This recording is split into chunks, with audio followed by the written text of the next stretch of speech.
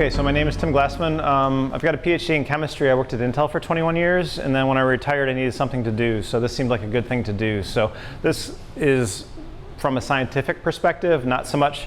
There's a lot of other perspectives you can do mushrooms. There's all kinds of cool artwork, and there's all kinds of psilocybin discussions, and there's all kinds. I'm not going to do most of that kind of stuff. This is just going to be kind of the basics. What's a mushroom? How do you forage for them safely? How do you cook them safely? How do you eat them safely? And a little bit about what they're made out of. Just to give you a little background. So if you have questions, raise your hand. I'll try to get to you. I'm going to go fairly quickly because of my ad hoc approach today, and also to try to cover a fair amount of material for you. But if you have a question, just raise your hand. So we'll go over a little bit about what is a mushroom.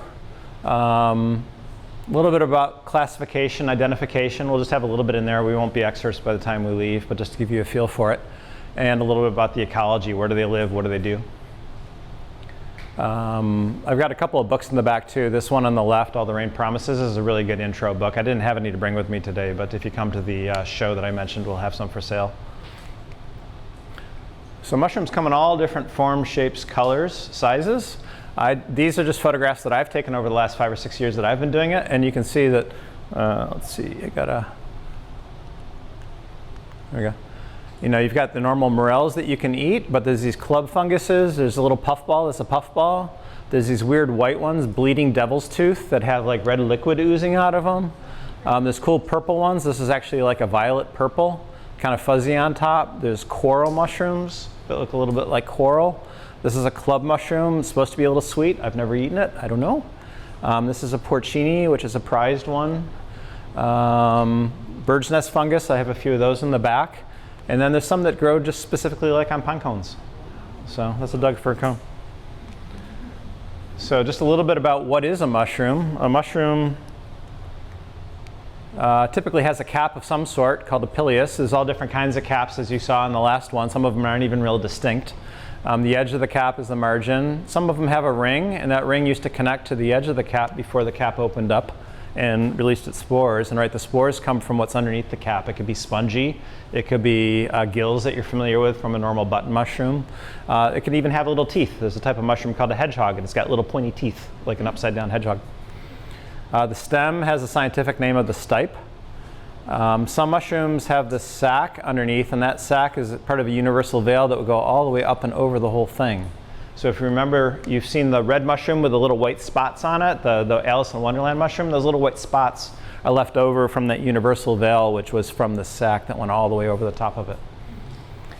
And then there's the mycelium that most people have heard of. And the mycelium are not really the roots. That's actually the bulk of the mushroom. That's the bulk of the fungus.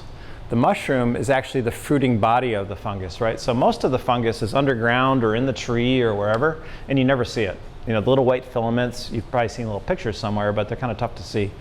The mushroom, only some fungi actually sprout, if you will, mushroom. And the mushroom's like the apple on the tree, if you will. It's the fruiting body. Some are edible, some are not. Some are poisonous, some are not. A little bit on the life cycle. They kind of, actually, do I have not in this one. But they kind of start underground with a mycelium or in a tree. Sometimes they're in dead wood, not underground. And then they can pop up and they can kind of get bigger and bigger and bigger, and then they sporulate, and then they just kind of decompose and fade into oblivion. Like I say, I'm going to skip through some of these because they're a little more than I planned on. So again, this is all those different forms that we talked about. There's truffles we didn't really mention yet, the bird's nest, the morel, the gilled ones. There's some with ridges, like the chanterelle.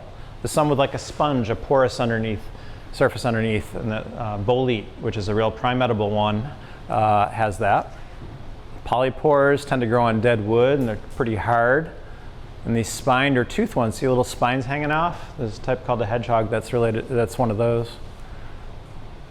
There's a stinkhorn. I've never seen a stinkhorn. It's supposed to be really stinky. The flies come and help distribute the spores. And then a whole bunch of other ones. We'll hit some of this maybe later if we get a chance, but the death cap I'll point out is the one that I guess was somebody in New Zealand or Australia recently killed their family by serving them. These are not native to this area, but the key is they look kind of generic. There's a few things that are distinctive about them, but the little white fungus or the little brown mushroom, LBMs, you know, they're kind of like these. It's tough to tell what they are, so you don't want to go out and just pick stuff and randomly eat it, because there are some pretty nasty ones out there. And these were spread in nursery material. And Seattle has a bunch of them just in neighborhoods. They're not really out in the wild. They just grow in neighborhoods because they got transmitted from people's potting soil or whatever. So they can be in your neighborhood, or they can be out in the wild. When there is mycelium in garden soil, like you can buy an add-on to this mushroom? You can buy mushroom compost, and I don't know what's exactly in those. It's presumably not supposed to be this. I think it was actually on tree stock of some sort, because these grow in association with trees. So I have a feeling this wasn't just in a random compost. This was like, you know, somebody imported a certain type of tree and this was growing in the base of it. Yeah. Good question. So again, I'm trying to just find slides that I had kind of used for the presentation, and we'll hit some of the stuff that you're looking at now on other slides. So again, what is a mushroom? A mushroom is a fungus, part of a fungus. Fungi have their own kingdom along with animals and plants. They're a whole separate bucket, if you will. And of the fungi, there are ascomycetes and basidiomycetes, and those are two different ways that spores get distributed. We won't really hit those at all, but just to let you know, there's two main buckets of fungus that are edible. There's a lot of other kind of fungus too, molds, yeasts, mildews. They don't really have fruiting bodies. They might have little small things under the microscope, but those are also sort of in these kingdoms, phylum. These are all different phyla. So you'll get yeasts and other types of things that grow on wheat. Things that aren't specifically mushrooms are also fungus.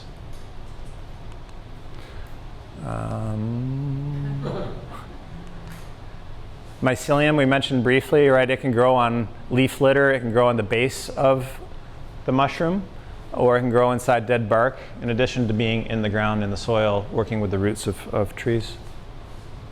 Spores come in all different kinds of shapes. These are all under microscope. You can't really see them. You can see the collection of them, but you can't really see them visibly. They come in different colors, white and orange and black, but that's about it. Kind of curious, you know, there's mycelium, and that seems to be the sort of network that grows between the mushrooms. Why do they end up producing the spores to try to propagate that? So I'm not an expert on fungus, but there's both sexual and asexual reproduction. So sometimes they can just generate their own spores, but the idea is most things are trying to reproduce and they're trying to create more of themselves. But you're right, the mycelium can kind of just keep growing and they're sort of immortal.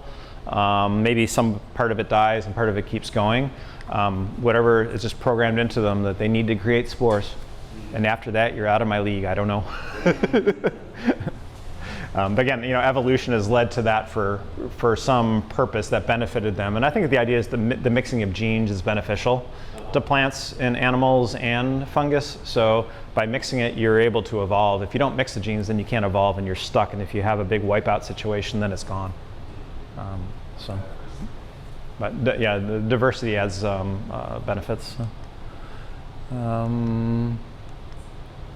So what I wanted to go do is this one. So just a little bit on the life cycle of a mushroom. So everybody's kind of familiar with these guys growing out of the grass or growing off of a tree. The spores come down, greatly exaggerated in size. The spores can generate hyphae on their own. Those hyphae need to merge to form a matavid or a mycelium in order to mix the genes. So I'm not going to get into the whole reproductive strategy of these guys because I don't understand it real well. But the hyphae by themselves aren't really mixing genes. They need to get, and there's more than one sex, gender, I guess sex is the right word, right? We have male and female. There's like 40,000 or 20,000. There's a whole bunch of different genders and sexes. And again, I don't know too much about it, but there's a lot of different flavors that can mix besides the X and the Y, if you will. From there, you form a mat of mycelium. This is grown underground or in the tree, the dead tree. Then they form primordia, and the primordia end up being these little mushrooms that'll pop up out of the ground or out of the tree, and then they'll form the big one. So this kind of goes in a loop. And when we say mushroom, really what we mean is just the fruiting body. Fungus is probably the more technical term for the whole 9 yards, the whole thing. So there's sort of three main roles or three types of fungus. There's the parasitic ones, which will grow on a tree and basically kill the tree or other plant. There's the saprotrophic or saprobic ones, which basically decompose the leaf litter and decompose the roots of dead grass and all that kind of stuff. And then there's the mycorrhiza fungus. And these are, myco means fungus, and rhiza means root. So these are the fungi that work with the roots. They either surround the roots of trees and bushes, or they can get inside. There's a couple different types of them that we won't go into. And what they do is they trade nutrients that they get in water for the tree then giving it carbohydrates, because it has no way, it doesn't have any chlorophyll, so it has no way to generate carbohydrates. So they basically do that swap, kind of mutually beneficial, usually is what we think. So those are the three main buckets that they kind of fall into. Again, just a high level, just kind of speed through this so you guys have a bit of a high level idea of what's going on. If you come to OMS and join, and maybe this is a good time to do a sales pitch. I had a slide for a sales pitch. Oregon Mycological Society, OMS, or Oregon Mushroom Society, if you can't remember the mycological part, meets at the World Forestry Center by the zoo once a month. We have classes, and these are some of the slides from the beginner class that I'm kind of skipping through because it's 6 hours of material. They have forays, so field trips. You can sign up. There's a lottery, and a few of you might be picked for each one. And then leaders, field trip leaders, will take you up into the woods or out into the ocean, or not the ocean, but the beach next to the ocean. And then we'll try to see what we find. And we'll find some edible ones. We'll find some of these other guys that aren't edible and start teaching people what to do, what not to do. So when you're foraging, there's some slides later, we'll talk about how to safely forage and how to safely cook them. Between the classes, this fall show that I mentioned in October that's just got these tables full of everything on display with little labels of whether they're edible, their name. They'll bucket them together. So there's different types of chanterelles will be bucketed together, the boletes will be bucketed together, the amanitas will be bucketed together, and it's a really cool display. So if you do join OMS, you can get some formal training and classes, and it's like 20 bucks for 30 bucks for a person, 35 for a family, and then if you renew, it's like 20 and 25. So it's really pretty nominally priced.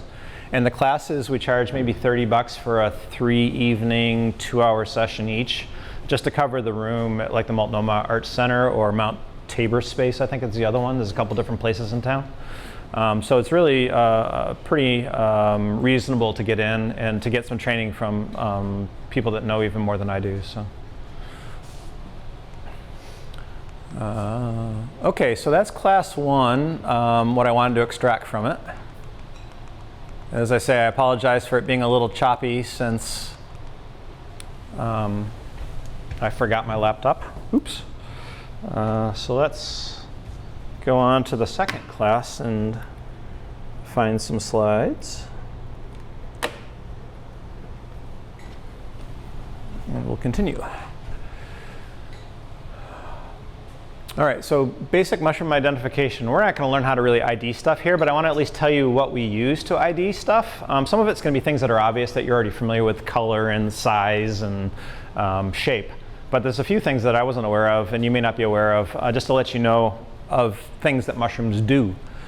Oops, hang on, wrong button. Where'd they go? So we mentioned some of this stuff. We already looked at the anatomy, so that's important.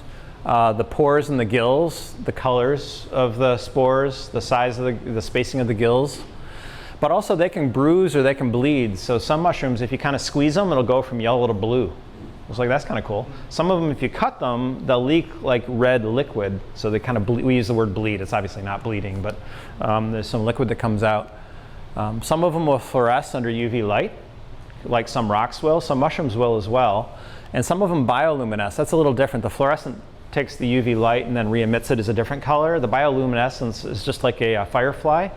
The firefly has this chemical called luminol, and as it reacts and interacts a couple different chemicals or oxygen with that chemical, it gives you sort of this eerie green color. Mushrooms can do the same thing. Now some of it's really, really low light, and some of it's only in the forests of South America. What do you call it? Rainforests. So you might need to do long time exposures to actually see it, but it's really pretty. So this is a, oops. This is an area that's been getting more recognition lately because the fluorescence you can do yourself just with the black light, and it's really kind of pretty. And then there's some chemical reactions. People will hit some of the mushrooms with like potassium hydroxide, really basic, or some of these other chemicals, and they'll change color. And that is sort of an indicator too of some of the characteristics of the mushrooms to help you identify it versus some other mushroom. Obviously where it grows, what it grows on, when it grows. Our seasons here are kind of springtime for morels and spring kings, which is a type of porcini or bolete. And then the fall where pretty much everything else grows. There's a few oddballs. I'll call them oddballs, a couple that are sort of any time of year, like the oyster mushroom, if it rains real good.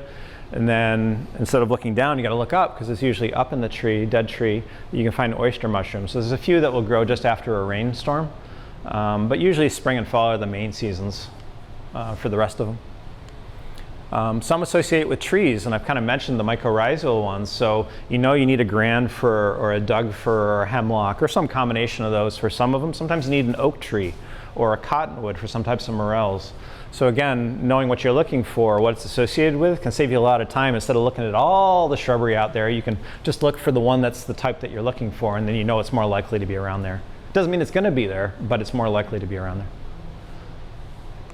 there. Oops, keep doing that. And then if you join the club, we go a little bit over these keys that help you actually go through systematically and figure out. It's a big thing. It's got white spores. It's only in the springtime, and you can kind of go through these keys if-then-else statements, or response flow checklist is a similar term. And then you can kind of figure out what it is that you've got by systematically going through there, because it's really tough to memorize all these. We've got thousands of them in this area, and if you go across the world, there's many, many more. So it's really tough to remember all the Latin names and or the common names. So.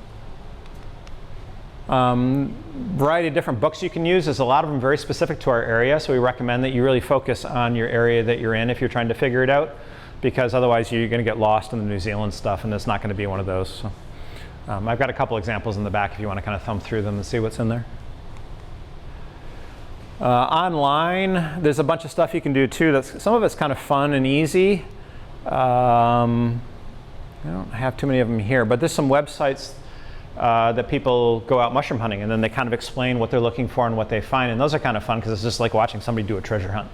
So if you bring up there's a woman named, she goes by Yellow Eleanor. There's a couple of other ones where you can just kind of sit down, eat your lunch, and kind of watch it, and you learn while you're watching. Those are kind of fun.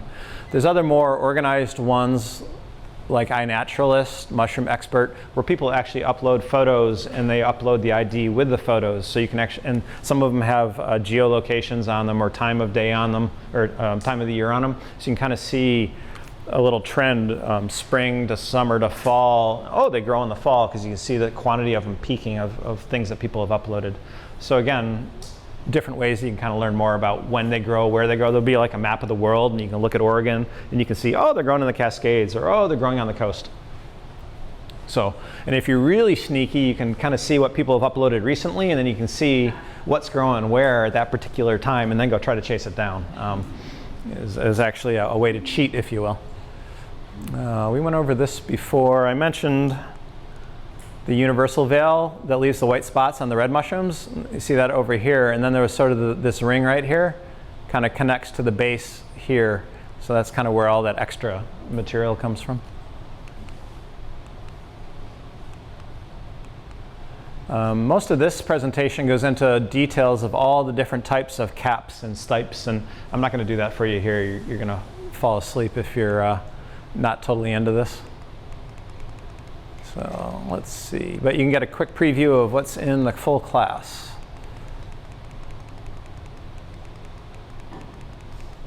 Oops.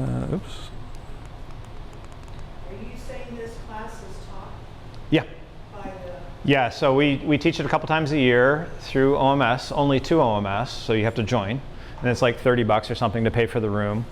And it's like 3 weeks, 2 hours each class, so it's quite a bit of instructional material.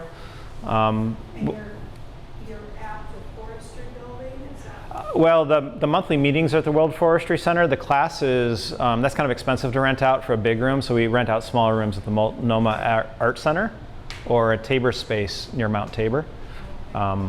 different instructors pick different locations just because they live closer, so it's easier for them to get there. There is no way to have an internet app. You know, you can listen to a bird or something like that. There are, yes, there are ways to do that, but mushrooms are kind of notorious for that doesn't work super well on all mushrooms. And you might kill somebody. And you might kill yourself or somebody else if you make the wrong ID. So you're welcome to try. You'll learn a bunch by doing that because you might find the lookalikes. But I'd be a little careful. I haven't used it too much, so I'm not sure just how accurate they are these days. I'm sure they're getting better. But yeah, those do exist, just like birds and plants, but you got to be careful.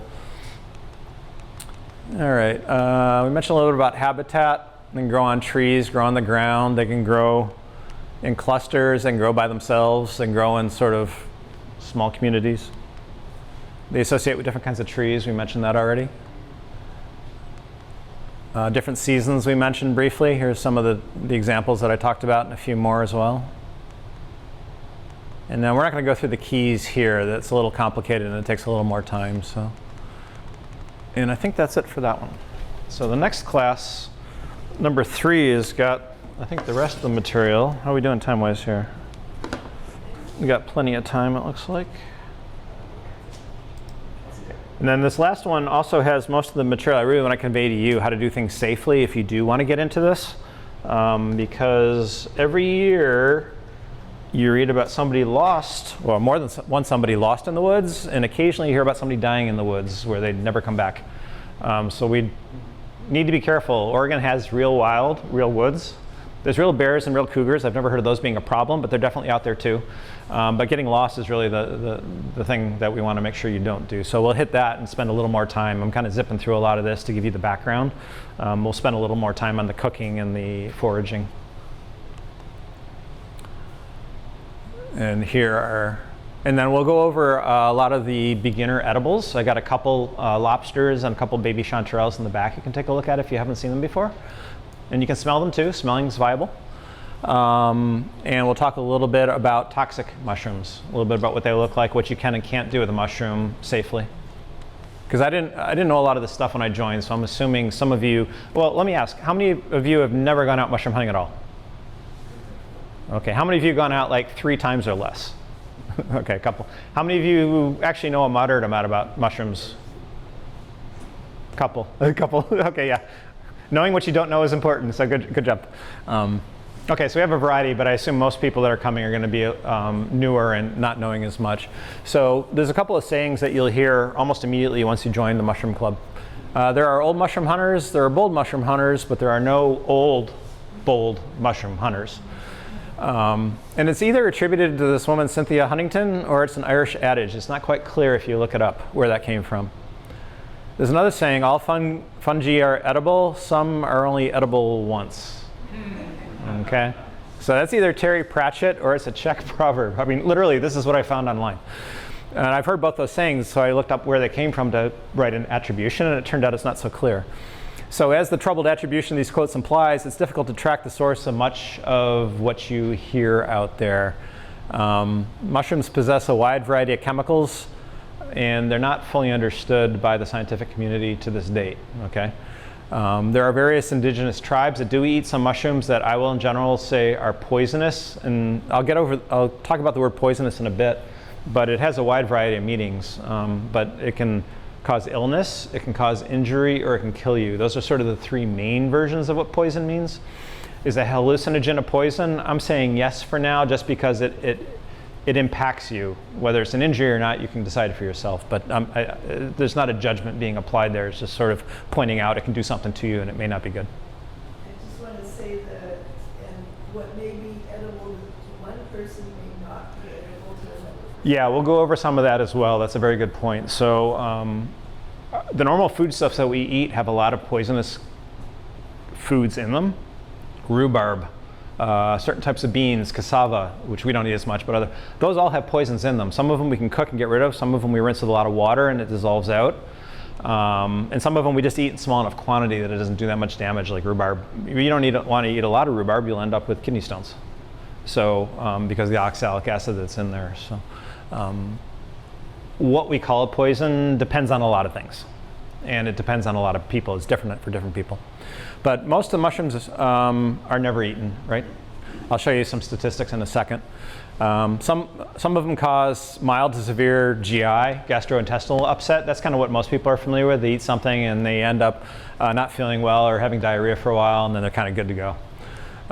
So those won't kill you, but you're not always sure which ones are which. A few of them are choice edibles. We'll hit those in a second.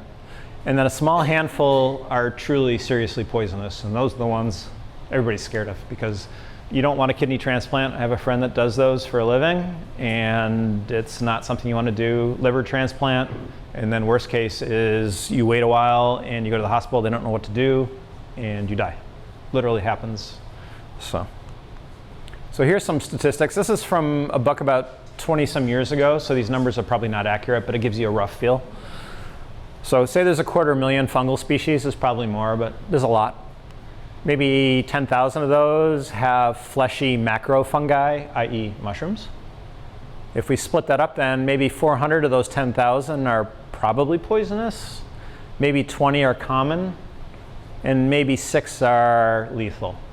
Okay, so it's a small percentage. Maybe 2,000 are edible. Edible meaning you can eat them and they won't kill you. A friend of mine calls a lot of them butter delivery devices because a lot of them really don't have much flavor. They're just either cool to look at or have an interesting texture, but there's really not a lot of flavor. So, I've eaten a bunch of them. Never gotten sick. Probably wouldn't do it again, some of them, because it's like, whatever. It's not that interesting. About 100 of them are widely picked across the world. And 15 to 30 are very commonly eaten. The chanterelles and even the lobsters. I mean, those aren't that common, but around here, if you go to the farmer's market, you'll almost always find them. You go to the grocery store, you'll always find them. Maybe you haven't had them, maybe you haven't seen them, but they're pretty much around the Pacific Northwest. You go down the other path here, about maybe 80 species are grown experimentally. Now, mushroom growing cultivation has kind of skyrocketed in the last 5-10 years, so that number is probably much larger now. There's a lot of strange ones people are growing for medicinal purposes or trying to understand the properties. Maybe 40 are commercially grown. Again, this is 1995. And then 5 to 6 species are produced on a large scale. So your button mushroom, the portobello is related to the button mushroom. There's a few others, but there's really not a ton. When you see somebody at the farmer's market selling mushrooms, are they commercially growing those mushrooms, or? Depends what you mean by the word commercially. Obviously, they're commercially growing them because they're selling them for money. But they're oftentimes growing them on a small scale. There's a lot of businesses around here that might have a warehouse and they might have a bunch of shelving and they might have grow bags and you can grow them. A lot of times they'll be in like a plastic bag or something and then they'll punch holes after the myceliums spread and then they'll pop out the mushrooms. That's usually where a lot of those come from, but some of them are wild.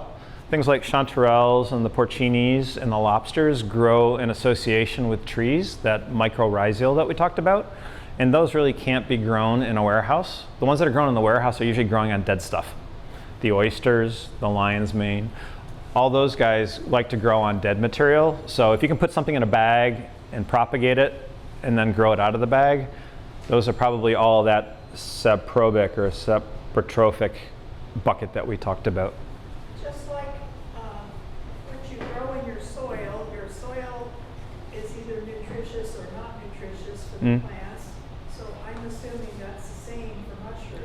Yeah, so the types of mushrooms that grow in the soil are probably not growing on the soil itself, but on the leaf litter that's in the soil, the organic matter that a lot of people compost their soil with. So yeah, similar. Mm-hmm. So but only some mushrooms do that. More nutritious than other mushrooms. Oh, in terms of how they convert their feedstock to the nutritions that are in the mushroom, I don't know. But yeah, if the potassium's not in the soil, it's probably not going to be in the mushroom because it doesn't really fall out of the sky. Kind of going back to mycelium. Yeah. How long does it take for the mycelium to kind of establish a network if you're cultivating? Yeah, so if you take that's the other thing. If you come to the fall show, you can buy a grow bag with instructions. And basically it's a little bag of a couple pounds of sawdust and maybe a little oat bran and maybe a little other stuff. And then some mycelium spawn are put in there. If you just let that sit there, it's got moisture as well. Maybe a month. It depends. Some of them, like oysters, are really aggressive and go pretty quick. Some of them are slower. But a month, 2 months, kind of depends on the temperature as well. You'll see it go from just brown sawdust to sort of white as you see all the hypha and the mycelium spreading. And then eventually when those get old, sometimes they'll turn kind of brownish. And as they turn kind of brownish, that usually means the thing's ready to go. And then you cut off the top or put a couple holes in it, and then it sprouts out because the oxygen gets in there that helps initiate it and get it going. So it depends. In the soil here, how far does it spread meters per year? I don't really have any idea. I'm sure it really depends. If it's 100 degrees out, it's going to kill a bunch of them. They're going to have to start all over again from somewhere. If it's wet and nice for the summer, it probably spreads fairly quickly. But I don't have a good feel for those numbers at all. Okay.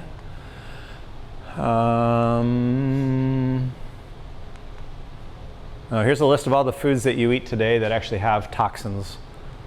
Again, the word toxin is like the word poison. It probably has a specific technical definition, but I'm using it as in it causes bad reaction with at least some people.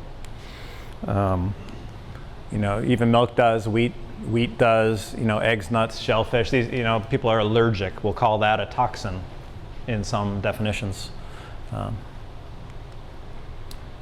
So there are two main buckets of mushroom toxicity. There are the ones that kind of hit you right away. Oops, keep doing that. And then there's the ones that are delayed. The delayed ones are the most dangerous ones. But there's some pretty nasty things that can happen with these rapid onset ones too. And again, I don't want to go into too much detail. This was obviously meant for another class that has a lot more time, so I'm going to kind of pick and choose through here a little bit. How do we want to do this? We'll pick a couple examples. So alcohol, there's actually some mushrooms that if you consume them, wait a little while and then drink alcohol, you'll get sick. Similar to the antabuse, there was a chemical that was out in the 80s, and I'm not sure if the people use it anymore. But basically, there's something called inky cap. And there's a bunch of different inky caps where the cap slowly dissolves and turns all black and drips and looks like Halloween. There's one specific species that if you eat that and then drink alcohol, you're not going to be very happy. So that's one of the things we show you is which one that is, because you can eat the other ones. They're okay. Rapid onset. There's sort of four main buckets, and again, I won't go into this too much. I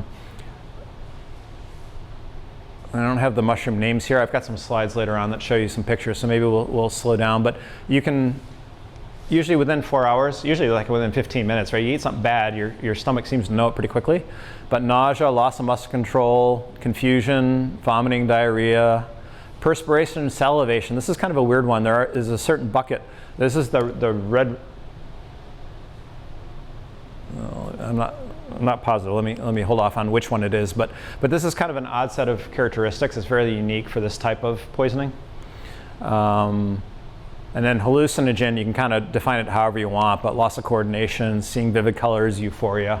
Maybe that's desirable, but too much of it's probably not. So, and then delayed onset. So you may have some of these symptoms early on, but they go away after a little bit. You go, oh, I'm better. That wasn't too bad. The dangerous part is that a day or two later, you can start having other issues, and then eventually your liver can fail, your red blood cells rupture, your kidneys can fail, and or you can die. So there's sort of three main poisons that are understood to cause some of these properties. Do you have any idea how wildlife determine what mushrooms are safe to eat? It's always a question because I see all the rabbits and the deer and the everything in my yard eating stuff, and you always kind of wonder, how do they learn that? So I'd say if it's genetic, then the ones that eat the poisonous ones don't reproduce, and there's no more of them. But yeah, super good question. I have absolutely no idea. They don't write novels. They don't talk as much as we understand for the most part. So I don't know how that gets conveyed. Some things are bitter. A lot of foods and mushrooms that you eat that are super bitter tend to have something. Spacing the word right now. I'll think of it. But they have certain chemicals that alkaloid chemicals tend to be very bitter, and that's like caffeine, nicotine. There's a bunch of them, and they just don't want to eat it because it's not good. That's part of it. Some of them are bright colored, but again, that's not the whole story. So yeah, I don't know. Blue shirt? I was just gonna say, I would think smell, if they're sensitive to smell. Yeah, sometimes that might work. It'll turn off some, but like the Amanita phalloides, the death cap, apparently smells nice and tastes nice. So that's why it's a problem, because people don't just spit it out. It's like, oh, that's pretty good, until it's not. Yeah. I've heard that golf thistle is a treatment when people have you heard anything like that? Or That's an interesting one because, again, I'm not an expert in this stuff, so take everything I say on this with a grain of salt. Milk thistle by itself doesn't act, and I'm trying to think, it's for the death cap in particular, I think. yeah. But it, People tend to use it like cirrhosis or somebody I know did a controlled study with the diseases Yeah. escape. but the key with that is, yes, it works, but not always. And the reason why is it depends on how it's delivered, if I remember correctly. You can't just ingest it. I think it needs to be through IV, a certain form. So it's not milk thistle fixes it all the time. It helps as an antidote certain times when administered in certain ways. And I think that's accurate, but I'll kind of leave it at that. All right. And there's a whole bunch of other things that can go wrong by eating almost anything, but including mushrooms. The most common way people get sick from mushrooms actually isn't because they're toxic or poisonous. It's because they only found 2 and they're kind of slimy, and they figured, oh, that's better than nothing. And then they cook them up, maybe not hot enough, long enough, and bacteria get them. So just like, would you eat a rotten potato? No. Don't eat a rotten mushroom. I mean, that's literally how most people get sick. Be careful where you pick them. Don't pick them in roadways or in golf courses or underneath power lines where they may spray herbicides and fungicides and insecticides and God knows what other sides. So be careful. Just like picking blackberries, same thing. Don't do it by busy roadways. Apparently there's some where you can get contact dermatitis. I've never actually seen this, but I've read about it. So shiitake and swillis is a type of spongy mushroom that grows in the woods around here.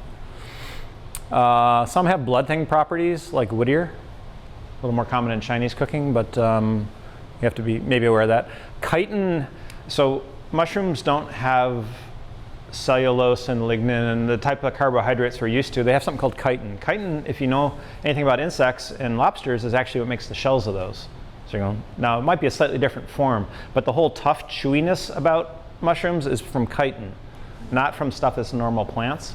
And chitin doesn't really break down with cooking. So mushrooms, a cooking tip, you can kind of cook them as long as you want usually, and they don't really break down real far. They might ooze a lot of water and stuff, but the chitin isn't affected by heat too much compared to normal plant material. But if you eat too much, your gut can't handle it. So eating too many mushrooms is one of those don'ts, because if your system can't handle all that indissoluble fiber, sort of a type of fiber, it's still a carbohydrate, but it's joined up differently, then you could get ill as well. So don't do it in excess. We call individual intolerances allergies. People are allergic. There's reactions to almost every mushroom under the sun. I don't think it's technically an allergy, but there's something in there that hasn't been determined by scientists, and it doesn't sit right with some people. And even commonly eaten mushrooms, there are people that it doesn't sit well with. So one of the things we'll tell you on one of the later slides is try a small amount and then kind of go from there. And then sometimes people think they ate something bad and then they have a psychosomatic attack, which isn't good either. So, okay, so the stuff I wanted to spend a little more time on. How are we doing here? So I'm going to go, there's going to be a lot of material just to give you a feel for it. Phones now have really good GPS. You don't need cell service. It goes from the satellites. The more satellites, the more accurate, 10 to 15 feet. Really, really helpful. Be careful you don't totally rely on it, so bring along a compass and know how to use it just in case. But the cell phones using Gaia or Avenza, all trails isn't quite, there's a few that are meant more for trails. This is more off trail, but can all be super helpful. Bring a whistle. It travels further than sound. Always hunt with a partner. Going out by yourself is dangerous. I've done it a couple times, but I almost always go with somebody else just because stuff happens in the woods. Wear a bright hat, jacket, vest. Mushrooms tend to come out in the fall when the hunters tend to come out. I've never encountered a hunter, but you do hear gunshot because there's a lot of people in Oregon that like to shoot stuff. And sometimes they're not shooting it where they're supposed to shoot it. There's all kinds of designated shooting areas out in the woods next to where we go mushroom hunting. If they stay there, it's fine, but occasionally you hear stuff that's way closer than that range was. So you got to be super careful and make sure that you got something bright on. One, so you can find your friends, but two, so hopefully whoever's out there hunting or shooting isn't aiming at you. Look up. Mushroom hunters are notorious for doing this, and they've got no idea where they went. So look up every once in a while just to get the lay of the land, and tell somebody where you're going and when you're going to return, just so that there's somebody back home that knows what to do. And also, look at a map. A really good tip is look at a map, find out where the rivers and the roadways are relative to where you parked, and have a general idea, because usually there's some sort of boundaries around there.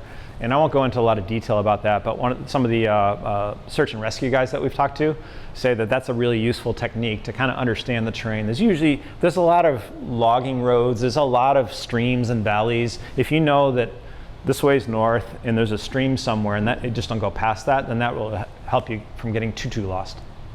When I was doing field work, like bushwhacking in the woods, we also use flagging. Okay. Plastic flagging. There's a lot of plastic out there. It's insane the amount of, I don't know if it's commercial pickers. There may be methods where you can do that too. I'm not quite sure how to do that effectively and pick up all your junk on the way out. You just follow the line back. Yeah. You know what I mean? Like you create a line, a walking line in Yeah. the forest with the flagging wrapped around a branch, and then you just pick it up. Yeah. A lot of people don't pick it up from what I've seen. So please pick it up if you do that. It probably works, but you have to put a lot of them too, because you can wander a few miles, and the distance between flags kind of depends on the territory and how busy it is with undergrowth and stuff. So, okay. Wear warm clothes, hat, boots, bring rain jacket, rain pants. Even if it's not raining, you're going tromping through there, so you're going to get wet. You get wet, you get cold, you get cold, you get hungry, you get unhappy, and I don't know where it goes from there. Bring a towel, change of clothes. I always have water and some really old bars in my backpack just in case, and I've eaten those really old bars because they're better than no bars. Don't go down stuff you can't make it back up. It sounds silly, but people occasionally go down something kind of steep and realize, oh my God, how the heck am I going to get back up? Hiking stick, you can bring it if you want. There's a lot of sticks in the woods. People tend to lose these. Occasionally you find somebody's ski pole out there. Just set it down, didn't know where it was. And then maybe a little first aid kit just for small stuff.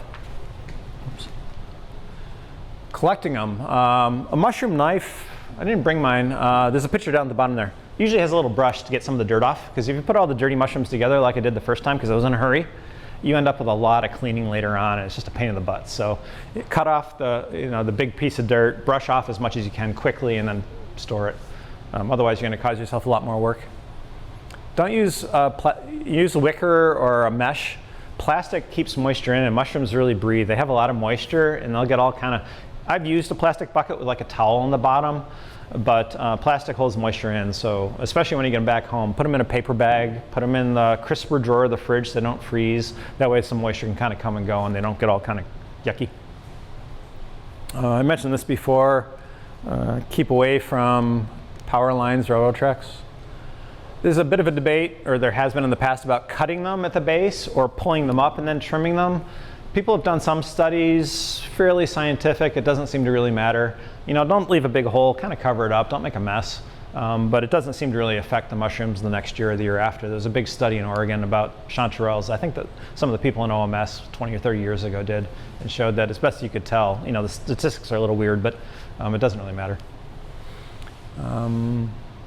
I bring little brown bags like from lunch, or you can get these wax type bags to separate things. It keeps small delicate stuff from being crushed. That's especially important if you're trying to ID stuff. If you're eating it, you chuck all the chanterelles together, it's probably fine. But, and then sometimes I'll put a box in the car just in case I get lucky and find a whole bunch of stuff. Be careful about where you're going, obtain permission. It's difficult in Oregon to tell what land is owned by whom, so be careful. Weyerhaeuser has trail cameras, so you don't really want to be wandering onto lumberland without having permission. You can get in trouble. There's daily limits. Each forest is different. Some places you can pick, some places you can't pick, so it's a bit of a trick to figure out what is okay. I've only known of a couple of people that have been stopped and checked, but you don't want to be the bad representative of your hobby. Don't pick everything in sight. Leave the little guys. There's a couple little guys back there that we picked yesterday just to show you. Normally, if it's smaller than like an inch, I wouldn't bother with like a chanterelle. But I brought a few just so you guys could see. Leave the really old ones. Some people will take the old ones and throw them against the tree. Some of them will shatter. That helps spread the spores, and it's kind of fun. Doesn't hurt anything. Only pick them if you're going to use them. You know, don't pick them, take them home, and just chuck them. I mean, that's kind of pointless. You know, if you're going to try to ID it, you can pick a couple and take some photos. And I put them in the compost. I don't put them in my yard. I don't want all that stuff growing because some of them are nasty and they are parasitic and they will cause damage. So I don't spread everything and whatnot in my yard. Some people might. I would be careful about that.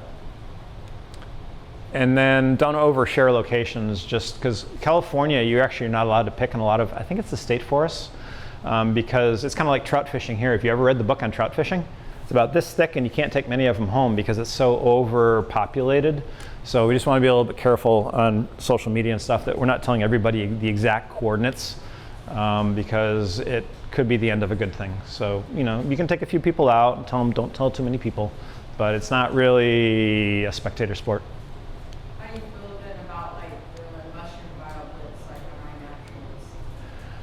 naturals? I don't fully know that one. There are some mycoblitzes where they'll take a specific point, and OMS does this, and that specific point, and 20 or 30 people will pick everything they can find, and that's for scientific purposes to try to understand what's growing and how does it change from year to year. So I think, you know, under certain circumstances that's fine, as long as it's sort of, there's a point to it. You know, it's a controlled output.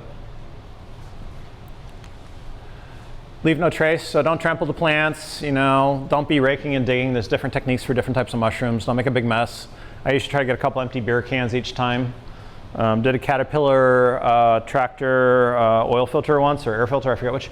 It's like 10 pounds. That was a long haul. But pick up some small stuff if you can. Cooking safety, clean them well, pick them well. Be 100% sure you got what you got. If in doubt, throw it out is one of those sayings. I don't know the attribution of that one. It may be troubled too, I'm not sure. Paper bags, cook thoroughly. This is a key one. Every single mushroom you pick, cook it thoroughly. It will actually deactivate certain toxins like morels. Morels are actually, can be deadly, and they have been deadly even recently because people didn't cook them properly. So make sure you cook them good 15-20 minutes, medium-high heat. Like I say, you can't really overcook them from some perspectives because they'll keep their chewiness. They will definitely get smaller as they lose their water. And then, so the question, sorry, so the question is bacteria, really, for that, or? So this will also kill bacteria to some extent. If you picked a really slimy one, I would still throw it out if it were too slimy. Sure, but I mean, to cook it is, the point is to kill the bacteria. Kill the bacteria, deactivate certain toxins, volatilize certain toxins. Okay, so one of the items I'll hit in just a second. Dehydrated mushrooms are not cooked mushrooms. So a lot of times you'll buy mushrooms dehydrated, or you dehydrate them yourselves because you got too many. That's great. Make sure you rehydrate and cook those because it doesn't get rid of all the toxins for certain mushrooms. You know, some are okay, but I'm not going to tell you which ones are good and which ones are bad because I don't really know, and it depends on the quantity and all kinds of details. Never eat raw mushrooms. Same with frozen. If you just freeze them and you don't cook them first, make sure that when you unfreeze them, you cook them well. But the dehydrated one was an interesting one. Somebody brought this up a little while ago. I was like, oh, I never thought about that. That's actually a good point.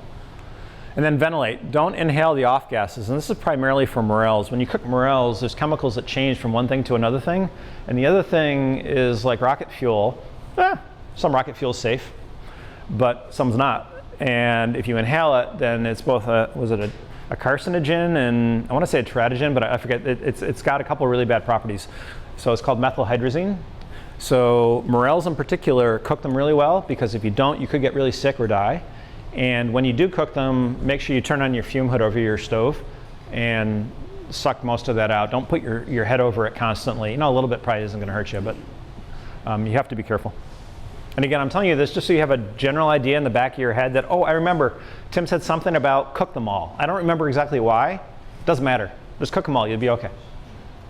So what about like button mushrooms that you buy at the store? Do you eat those at all? People do. Like anything, the difference between a vitamin and a toxin is the dose type of thing.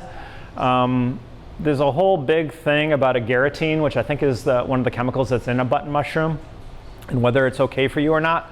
I didn't include anything in here about it, although I'm going to add some more to some other slides. I wouldn't. I actually don't like them. My mom used to have salads with just raw button mushrooms, and I didn't see what the point was. I think in general people do it, and it's not the end of the world. But as a general rule, there are some chemicals, even in button mushrooms, that can react badly with some people. I don't remember if cooking helps that particular situation or not, but yeah. Obviously, people do it. I mean, there are some of the other mushrooms in this presentation that people don't eat in the US, but they do eat in some indigenous communities where either their GI tract can handle it, or it's a slightly different species, or they prepare it a certain way. But there's certain ones we just say don't eat here. There's a chanterelle lookalike, because you know it can give you the runs pretty badly apparently. So you just don't want to go there. Okay. Serving guidelines. So this is an important one for you guys to focus on too. Usually what we do if we have a brand new one that you've never tried before, it doesn't matter what your friends say because people are different. Somebody had mentioned earlier. Eat a small portion. I'll eat just like a spoonful and then see how it goes. I usually just wait overnight because a lot of these that are nasty, even that much could cause a problem. So others might take more, but at least I've done my due diligence here.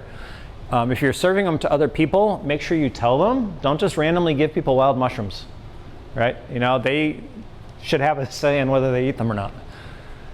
And also we recommend, you know, a certain single species at a time. I remember when bread was only wheat, and then all of a sudden it was 3 grain, then it went to 9 grain, and then you end up with a 24 grain for some unknown reason. Don't do the 24 mushroom batch stew because it sounds cool, because if there's a problem, it's going to be really tricky to figure out what caused the problem. So generally recommend just one at a time. Alcohol, I mentioned the inky caps, and there's something about morels maybe caused some issues too, but it may be that the morels were undercooked. So there's a lot of poorly researched, not fully understood, anecdotal data, information, stories, tales, rumors, however you want to phrase it. So alcohol occasionally can cause a problem. Usually it's okay, but there's 2 that might be an issue. Don't eat a huge amount. I mentioned because the chitin can actually cause problems with your digestive system if you can't handle that much that type of fiber. Sick people, young children, and older folks tend to be more at risk for a lot of things, but it also includes mushroom toxins. So be especially careful about serving stuff to people in these groups. Smaller is probably better. And then if you're eating something new, save a couple of them, just in case there's a problem. You know, if you have to go to the hospital, you can at least bring the mushroom along, and then they'll call people actually at OMS sometimes and ask for, hey, I've got a mushroom, it looks like this, here's a photograph, and they can help ID it, which might help figure out what to do, because there's different treatments for different poisonings.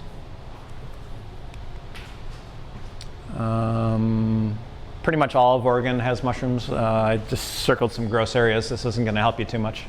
Well, you're still on eating. Mm-hmm. I looked it up. I was curious to know if, because some people eat mushrooms as a protein, and what the AI said Okay. was that they are a complete protein. Some of them are. Yeah, I don't know a ton. Go ahead. It said oyster, shiitake, and butter were Okay. all complete proteins. Yeah, I don't know all the dietary information on mushrooms. They do have a lot of different things, not always in high concentration because there's a lot of water in mushrooms. You dry a pound and a half, you end up like an ounce, or a pound, you end up with like an ounce. So it doesn't have a lot of some of those, but some of them might. I'm not really an expert on that, I don't know. Mm-hmm. So are buttons the same as agaricus? Agaricus is a genus, and there's a lot of members of Agaricus, but one of those members is Agaricus bisporus, which is the button, the cremini, and the portobello. They're all the same. Are those the ones you get at the store? Yeah, those are the most common ones you get at the store, yeah. So the cremini are kind of a brown version, and the portobellos are the really big ones that are kind of old, I'll call old. You might leave them in the field, but they're really good in the store. So yeah, those are all members of the Agaricus family, but there are some members of the Agaricus family that are toxic. There's some yellow stainers, they call them, if you kind of rub them out in the field, and they'll turn yellow fairly quickly, that bruising I mentioned earlier. Some of those, I've actually tried them, are really good. I didn't get sick, but some people do, so you want to be careful. Not all agaricus are happy agaricus, I guess.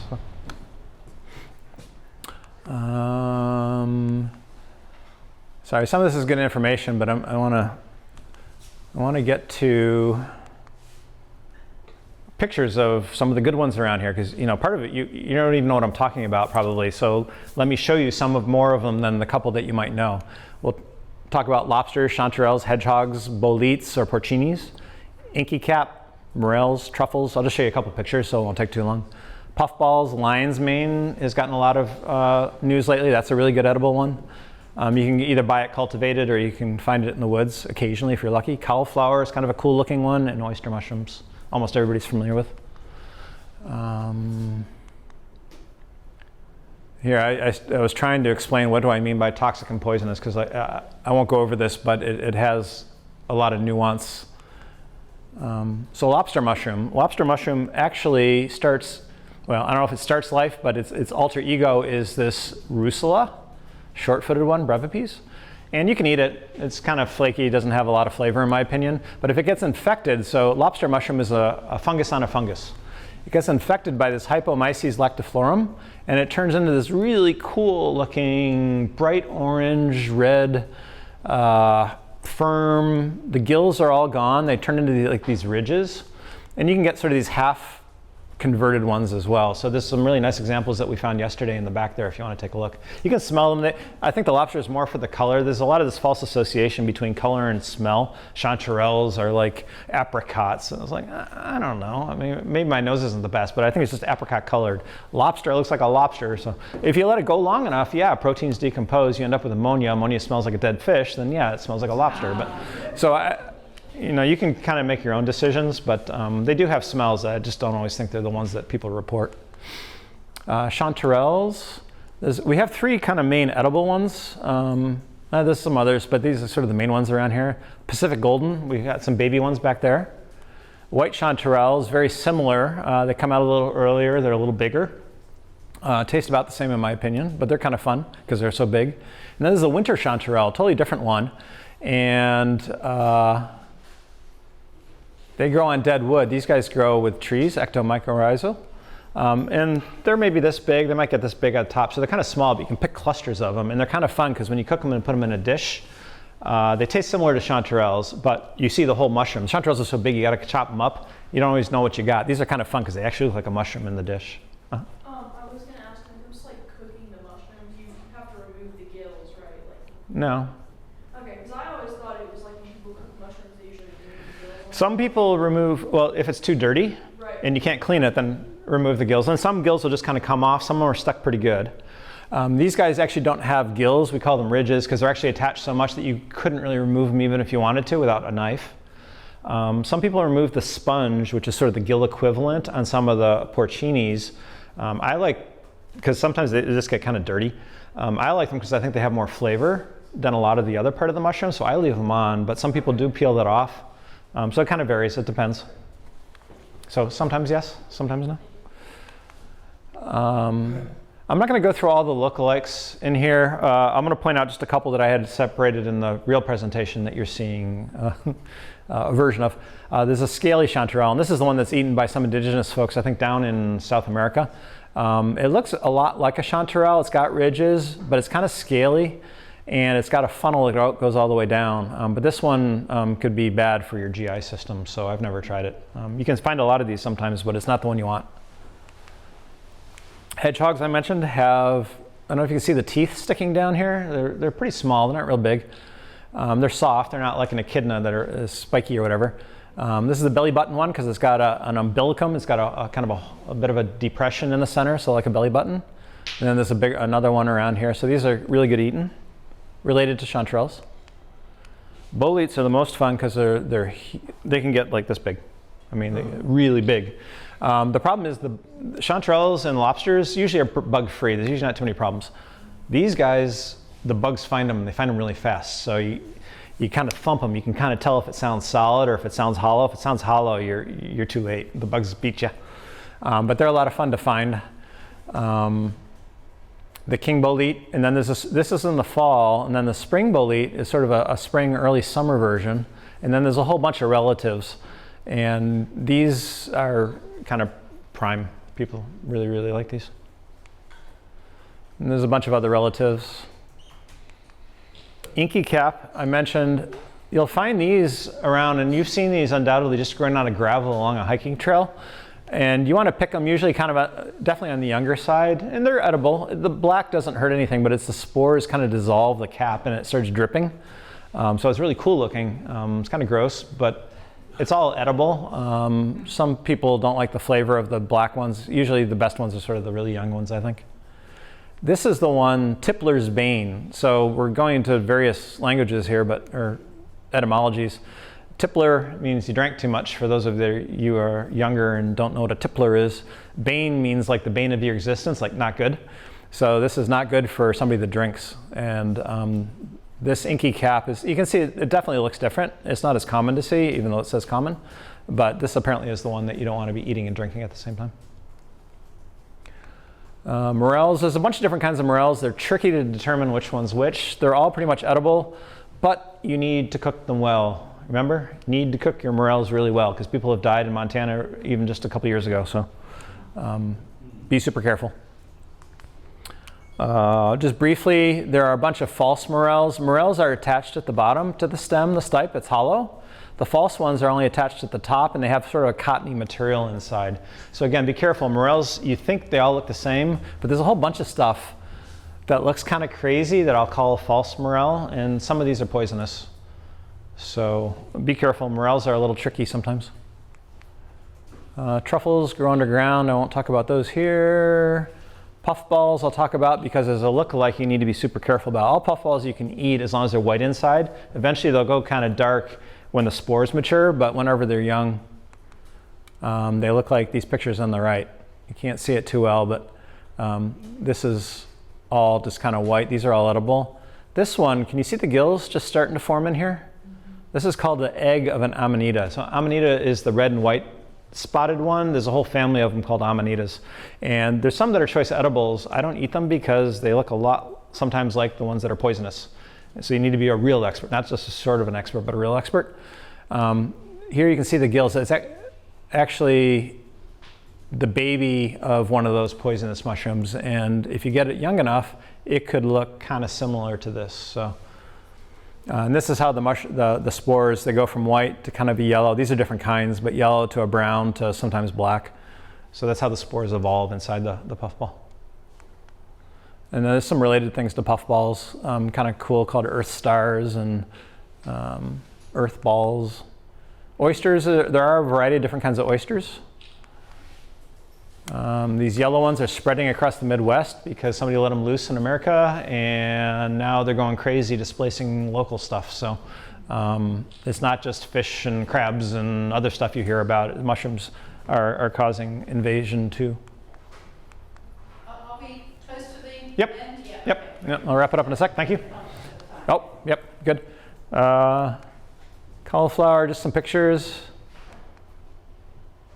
So we'll stop there. The conclusion side, though, basically is mushrooms are a lot of fun. There's some really great edibles that gets you out in the spring and the fall when sometimes there's not much to do. But be careful. Just randomly eating things can be dangerous. There are some nasty ones out there. So thank you. Thank you.